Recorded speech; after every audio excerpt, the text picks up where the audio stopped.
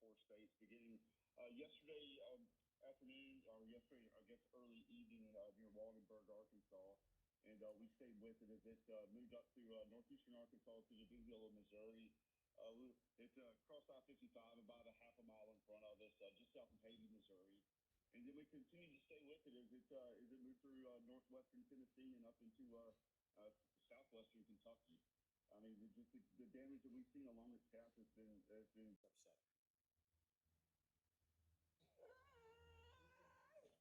Okay, I don't know who's watching. We got hit by a hurricane. I'm at work in Mayfield, and we are trapped.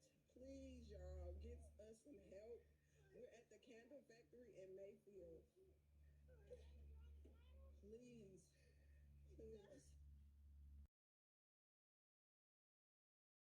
Contact with a homeowner or a representative thereof is due at least an EF4, if not an EF5, with that sort of damage and being on the ground for that long. It affected more than one community. All right, now we still have that tornado watch that's out. Warnings have been popping up all morning long.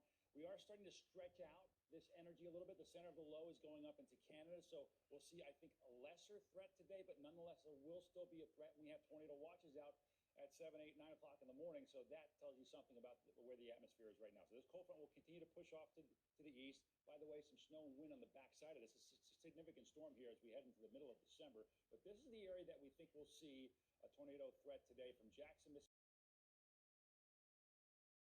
Kentucky, Missouri, and Tennessee.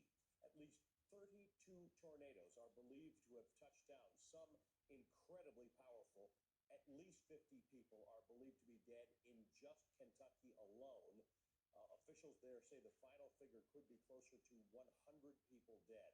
Governor Andy Beshear says that at least 4 tornadoes hit his state, including one which stayed on the ground, and this is unbelievable,